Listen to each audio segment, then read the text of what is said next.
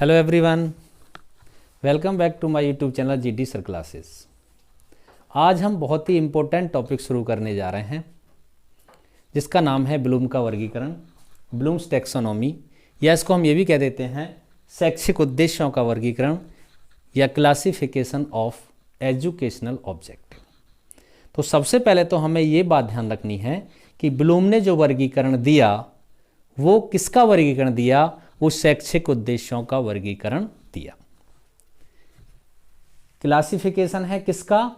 Educational objective का। अब इसको ब्लूम्स टैक्सोनॉमी क्यों कह देते हैं?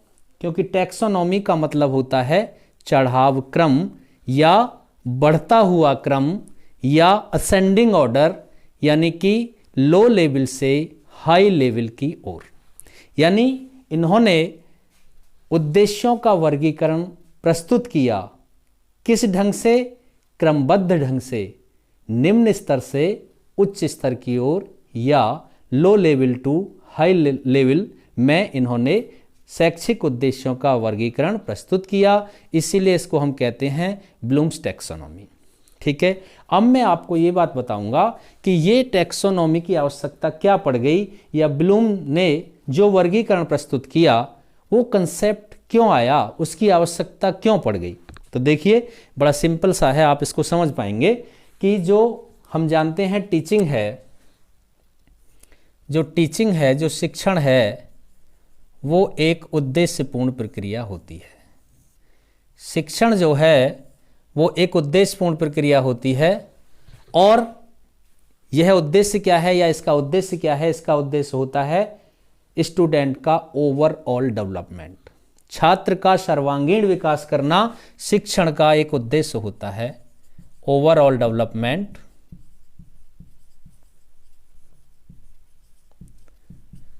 शिक्षार्थी का सर्वांगीण विकास करना शिक्षण का एक उद्देश्य होता है। अब ये ओवरऑल डेवलपमेंट होगा कैसे, यानी छात्र का सर्वांगीण विकास कैसे संभव है? ये तब संभव है जब छात्र के व्यवहार में परिवर्तन ला दें। यानी यदि हम छात्र के व्यवहार में परिवर्तन कर देते हैं, और वह परिवर्तन कैसा हो? सभी दिशाओं में हो, व्यवहार के प्रत्येक पक्ष में हो, तब जाकर के उसका सर्वांगीण विकास संभव है। तो ये जो सर्वांगीण विकास की बात कर रहे हैं, ओवरऑल डेवलपमेंट की बात कर रहे हैं, तो ये कैसे आएगा? ये आएगा व्यवहारगत परिवर्तन से, यानी बिहेवियरल चेंजेस से आएगा। बिहेवियरल चेंजेस से, व्यवहारगत परिवर्तन से छात्र का या स्टूडेंट का सर्वांगीण विकास संभव है। अब इन्होंने ये बात कही, जो हम व्यवहारगत परिवर्तन की बात कर रहे हैं वो व्यवहार के प्रत्येक पक्ष में होना चाहिए। यानी व्यवहारगत परिवर्तन, बिहेवियरल जो चेंजेस है, वो बिहेवियर के प्रत्येक डोमेन में परिवर्तन होना चाहिए, प्रत्येक पक्ष में होना चाहिए। तो यहां पर ब्लूम महोदय ने बताया कि जो व्यवहार है उसके 3 पक्ष होते हैं, उसके कुल 3 पक्ष होते हैं। वो 3 पक्ष कौन कौन से होते हैं? पहला होता है ज्ञानात्मक पक्ष, ज्ञानात्मक पक्ष जिसको हम कहते हैं कॉग्निटिव डोमेन।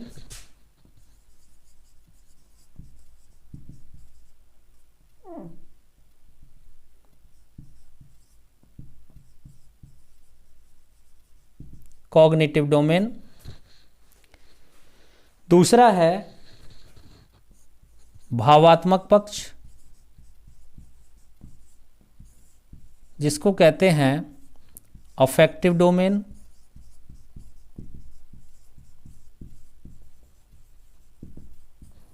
और तीसरा है साइकोमोटर डोमेन, जिसको हम मनोगत्यात्मक पक्ष भी कह देते हैं या क्रियात्मक पक्ष भी कह देते हैं। क्रियात्मक पक्ष, साइकोमोटर डोमेन।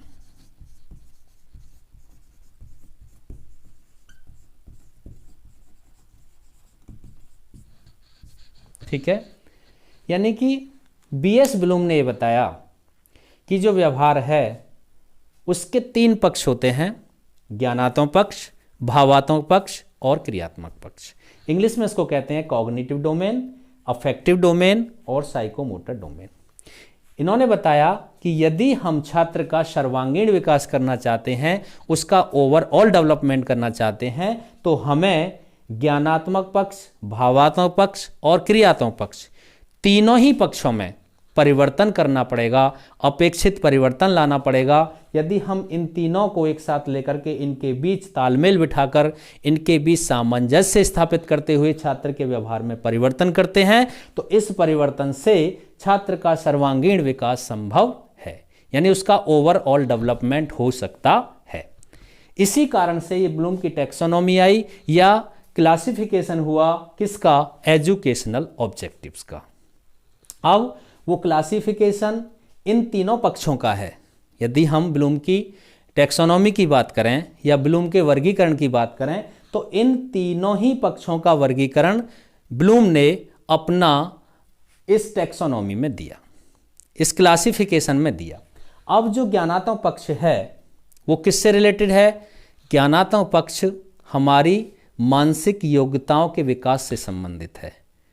मेंटल डेवलपमेंट को इंगित करता है ज्ञानात्मक पक्ष, यानी कि यदि हम ज्ञानात्मक पक्ष की बात करेंगे तो यह संबंधित है मानसिक क्रियाओं के विकास से, मानसिक क्षमताओं के विकास से, मेंटल डेवलपमेंट से ज्ञानात्मक पक्ष संबंधित है। इसीलिए इसको हम कह देते हैं कि जो ज्ञानात्मक पक्ष है वो रिलेटेड है किससे? हेड से, हेड से रिलेटेड है। जो भावात्मक पक्ष है वो हमारी भावनाओं से संबंधित होता है, हमारी फीलिंग्स से, इमोशंस से यानी संवेगों से। इस प्रकार से जो भावात्मक पक्ष है उसका संबंध किससे है? दिल से है, या इसको कहते हैं हम, यह किससे रिलेटेड है? हार्ट से रिलेटेड है। तो ये रिलेटेड है हार्ट से। जो क्रियात्मक पक्ष है या जिसे हम मनोगत्यात्मक पक्ष कहते हैं, साइकोमोटर डोमेन, यह हमारे बॉडी मूवमेंट से संबंधित होता है, हमारे शारीरिक क्रियाकलापों से संबंधित होता है। और इसके अंदर क्या होता है? किसी स्किल का डेवलपमेंट होता है, किसी कौशल का विकास किया जाता है। तो ये किससे रिलेटेड है? ये हैंड से रिलेटेड माना जाता है, ये हाथ पैर अंग संचालन से रिलेटेड माना जाता है, इसको कहते हैं ये हैंड से रिलेटेड है। तो आपको अब याद रखना आसान हो जाएगा कि जो ब्लूम का वर्गीकरण है जिसके 3 पक्ष हैं वो 3S से रिलेटेड हैं, यानी कि पहला जो पक्ष है ज्ञानात्मक पक्ष वो हेड से, और भावात्मक पक्ष हार्ट से, और क्रियात्मक पक्ष हैंड से रिलेटेड है। अब इनके विकास की बात करते हैं। जो ज्ञानात्मक पक्ष है इसका विकास BS ब्लूम ने किया सन 1956 में। इसको दिया किसने? 1956 में BS ब्लूम ने। हालांकि इनके और सहयोगी भी थे, लेकिन सबसे अधिक योगदान किसका है? ब्लूम का। तो ये माना जाता है कि BS ब्लूम ने सन 1956 में ज्ञानात्मक पक्ष का विकास किया। जो भावात्मक पक्ष है इसको देने का जो श्रेय है वो क्रथवॉल और इनके एक साथी और भी थे, मसीहा, क्रथवाल और मसीहा ने मिलकर के भावात्मक पक्ष का विकास किया, जिसको हम अफेक्टिव डोमेन कहते हैं। और यह दिया 1964 में। सन 1964 में क्रथवाल और मसीहा ने भावात्मक पक्ष का विकास किया। जो क्रियात्मक पक्ष है इसको देने का श्रेय सिम्पसन को है। सिम्पसन ने इसका विकास किया 1972 में। इस प्रकार से हम इस वर्गीकरण में व्यवहार के तीनों पक्षों की बात करते हैं, और तीनों पक्षों का वर्गीकरण किसने प्रस्तुत किया, कौन से सन में किया, यहाँ पर यह स्पष्ट किया गया है। छात्रों, इस वीडियो में हम इतना आपको बताएंगे, इससे अधिक नहीं, क्योंकि ये टॉपिक थोड़ा बड़ा है। हम हर पक्ष को अलग अलग वीडियो में प्रस्तुत करेंगे कि ज्ञानात्मक पक्ष में पुनः इन्होंने बताया कि 6 वर्ग हैं और वो कैसे व्यवस्थित हैं, लो लेवल से हाई लेवल की ओर, निम्न स्तर से उच्च स्तर की ओर। इसी प्रकार से भावात्मक पक्ष का वर्गीकरण भी प्रस्तुत करेंगे और क्रियात्मक पक्ष का वर्गीकरण भी प्रस्तुत करेंगे। इस वीडियो में केवल मैंने आपको कंसेप्ट बताया कि ब्लूम की टैक्सोनॉमी की आवश्यकता क्यों पड़ गई, या उन्होंने इसका वर्गीकरण क्यों प्रस्तुत किया, क्या आवश्यकता थी और कितने उसके पक्ष हैं, और इन पक्षों का विकास किसने और किस सन में किया है। हम जल्द ही आपके लिए अलग अलग पक्ष का वर्गीकरण विस्तार से बताएंगे, अधिक व्यापक ढंग से बताएंगे और सरल वे में बताएंगे ताकि आप उसको आसानी से समझ सकें। इस वीडियो में केवल इतना ही। मुझे आशा है ये वीडियो आपको पसंद आई होगी। आप इसे लाइक करें, शेयर करें और मेरे चैनल को सब्सक्राइब करें। धन्यवाद।